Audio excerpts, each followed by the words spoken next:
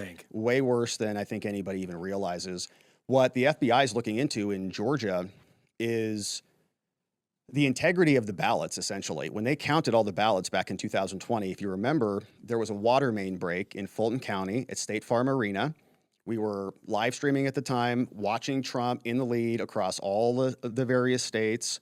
We wrapped up the stream late at night thinking, oh, that's it. The election's over. Wake up the next morning. You've seen that F chart where the Fulton County just, whoop, big ballots just dumped in. Biden takes the lead over the nightly break. There was a water main break that they said occurred. And what we learned in all of the aftermath that there were audits that were completed. And part of the audits showed that hundreds of thousands of ballot images were deleted, just gone. So you have a physical ballot and a ballot image. The ballot images were gone. And so you couldn't validate the numbers. And in Georgia, it was only 11,800 votes. Now what we're learning is that the follow-up audits were also missing ballot images. So you can't have a one-to-one connection.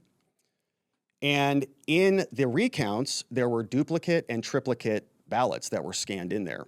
So the theory is, and the FBI has all the files, so they're going to be, I think, connecting the dots on this now that they have the physical ballots, is that there was essentially a digital inflation on election night. In Georgia, they have ballot marking devices. So you go up and you press the buttons. Many people have done this, press the buttons. It spits out your report of what you voted for. In Georgia, they had a QR code, and then they had a list of your votes. So, okay, Trump, whatever, QR code. You take the QR code, go scan that, and then that would be your vote. Problem is you can't read a QR code. So you can't see whether that data was properly encoded on the QR code. This is not me just saying this. There's a guy called Philip Stark, who's like the guy who invented, literally, he wrote an affidavit and a declaration in a case in Georgia saying, I invented this audit form. There's a random audit form where you can, like statistically sample the ballots. He put together, we just looked at it, maybe 60 pages. The whole thing is like almost 300 pages of all of his analysis. And he was basically explaining there's no way to validate whether the QR code actually matched the votes. So you vote for one set of people, QR code prints it out differently, you scan it, it counts the QR code, but that doesn't match your vote. So they wanted to validate that. So how do you do that? You match the ballot images with the physical ballots to make sure that they're one-to-one. All the ballot images are gone. Hundreds of thousands deleted. So you can't do that. They admitted that. Then they do these recounts, and the idea is you have to backfill. Now you need to make the physical ballot numbers match the inflated numbers that were digitally inflated. So they do the audits, then they review the audit recounts, and they find that there are duplicate and triplicate ballots that were scanned multiple times to make the numbers match. So you've got votes that are counting 2 or 3 times, and they found this out because they're all anonymized, right? So you can't see the ballots, you can't say it's your ballot or my ballot. But he wrote a software program that would identify errant marks on the ballots. So an example would be like a coffee stain, right? You're filling out your ballot. Oops, a little stain here. Yeah. You're going to see that stain, or you're going to write in, George Washington for governor. Yeah. Okay. And so you see that, and they identified duplicate and triplicate ballots that were all rescanned. The whole thing stinks badly. And the FBI just went in there and got all the ballots so that they can validate this and see whether there was any criminal intent that occurred from the Fulton County people. Rob, what I don't understand, because so much of what we're talking about today is grounded in data and facts, because you've done your research and due diligence with everything you're saying. Yep. What I don't get is, why do Americans still not believe there is no fraud going on with the elections? And I would argue it's the one freedom we have that other countries do not. We have the right to vote for people who represent us in Congress and in our in our nation's capital. Why are people not believing it? Well, for half the country, it's to their benefit. So for the Democrats, having Joe Biden win is amazing. They were thrilled. They all had confirmation bias. They looked at Arizona. They looked at many different states, and there was fraud everywhere in 2020. Fulton County was just one random example. But if you remember back during COVID, they changed the election rules across the board. 2020, what was happening was a bunch of really leftist lawyers and law groups. There's one guy called Mark Elias who runs Democracy Docket now. But back then, he was helping to fund lawsuits that were brought by NGOs and other organizations. So there's one group called the Retired Americans Alliance, and they have various different groups across the state. So there was one example is in Michigan, Retired Americans Alliance of Michigan. They sue as a blue group, a blue Secretary of State. Jocelyn Benson would be an example in Michigan. It's supposed to be adversarial. It's not. They both want the same thing. They want the election rules changed. And they use COVID as an excuse to do it. Then they sue each other. It's like this little game of patty cake. They say, let's not sue. Let's have a settlement agreement. And in the settlement agreement, we'll change the rules. Judges also appreciate those outcomes. Oh, great. We also want this to happen. Yes, because we don't want people to kill each other when they're out voting. Yeah. We don't want you to murder the whole, zip code with your COVID.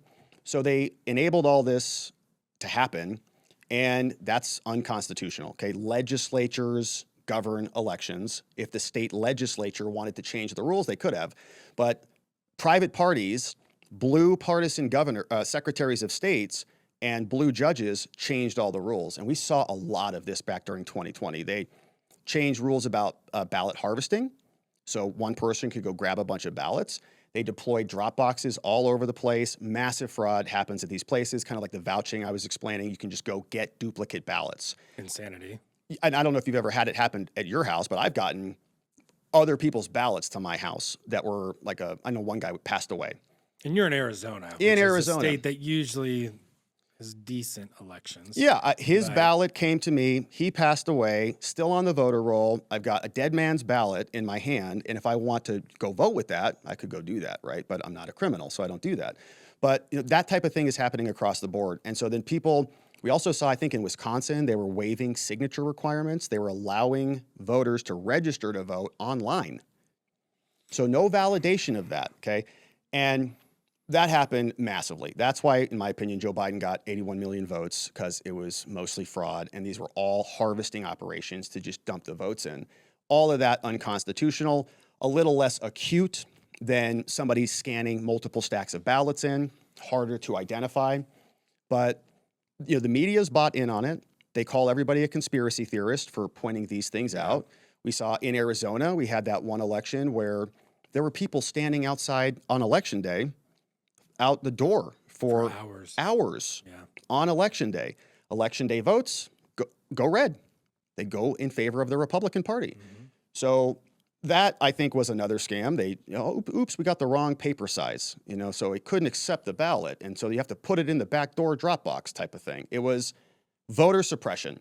What they cry about constantly about our side, just say, can you just check an ID? Can you just have an ID? Not even citizenship. Just show an ID to come vote. No, that's voter suppression. Married women aren't going to be able to do that or whatever. Meanwhile, they have day of voters who can't even go vote on the machines for hours. And so people just leave. And of course, the Democrats win those elections. And when you try to investigate them, all they do is just say, oh, we audited it. We saw your audit. You didn't actually audit anything. And in Georgia, what's so wild about it is some of the people who were supposed to investigate it, the governor then comes out. There's a story that Brian Kemp, the governor in Georgia, had one of his investigators of the election fraud call at the time a senator, Senator Perdue. If you remember him, he's now in the Trump administration. But Perdue said that he had evidence that there was fraudulent ballot harvesting, and he had financial transactions. So he had the people, somebody paying somebody to go do it, all of it in violation of Georgia law. He passes that up the chain as a sitting U.S. senator to the leader of the Georgia Bureau of Investigations. The guy's name was Vic Reynolds at the time. Vic Reynolds gets the report from a senator in Georgia, takes it up to the governor. Governor tells him, don't investigate it. Perdue reports that Vic told him, he was told, if you want, I got to be a team player, essentially. Got to be a team player. We're not looking into this. The other person in Georgia who was investigating this was the inspector general. Okay, so all of these people supposed to be independent, Bureau of Investigations, they're going to do a great job. The inspector general, Scott McAfee, both of those guys, once they did the dirty work of the state and validated Joe Biden's election, and of course, we're on a clock too. So as soon as the 20th comes by, Joe Biden's the president, Now nobody wants to talk about it. Because what are you going to do? Pull them out? Yeah. Delete the last 4 years? Yeah. So then everybody wants to move on. Nobody wants to be caught as a part of the fraud. So Brian Kemp appoints those two guys, Vic Reynolds and Scott McAfee, to be Superior Court judges. So they get now lifetime tenure. They get moved over to the judiciary. Very hard to accuse a judge of being a fraudster. Hard to go subpoena a judge, right? To call them in for questioning. This is a judge. How can you do that?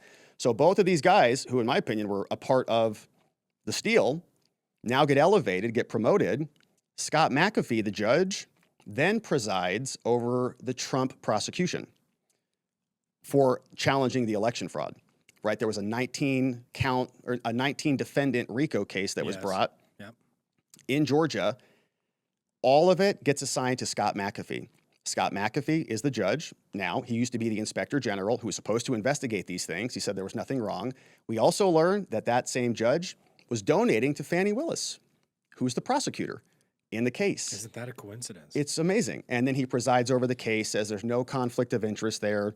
Meanwhile, Fani Willis is sleeping with her special counsel, Nathan Wade, stealing, in my opinion, $700,000 in order to conduct this prosecution. Okay, so they're all basically getting paid off. Now it's coming back to bite them in the butt because I imagine, never thought Trump would win. And they indicted him 4 times. They indicted him in Florida for the classified documents, Georgia for the RICO, New York for the false business records, which was a made-up spreadsheet case, also handed off by the DOJ, and the J6 case in Washington, D.C. So they used lawfare to try to take out their political opponent. And if you remember, in Colorado, they also threw him off the ballot. Yes, they did. Said, oh, January 6th means you can't actually run for office again. And of course, that had to go up to the Supreme Court. The Supreme Court said this is insanity and put him back on the ballot. But that's the extent that these people will go to. Then when they turn around and they're like, well, no, there's no fraud. Everything that we're doing is perfectly above board and we're not partisan hacks. They expect us to believe them. And again, because half the country and the media and a lot of the elite class wanted that outcome anyways, they backfill it. And they call everybody else conspiracy theorists for just seeing the evidence with our own eyes. Yeah, leftist extremism is a real thing and something we should all be very, very afraid of. It's because of real. everything you're talking about. I mean, we're losing our seats across the board. Rob, so much discussed today. Thank you for your time. My pleasure. I mean, I hope the president and our commander-in-chief watches this Me because too. he could use you and his cabinet, man. especially with everything going on right now. Rob, where can people watch you? You've got a great show. I've seen it before. I would very much encourage people to subscribe. Tell me a little bit about where folks can follow and find you. Yeah, we're on YouTube as our main platform. We do Watching the Watchers live. We live stream for about 2 hours, 5 days a week. We go live right now at 5 p.m. Eastern time.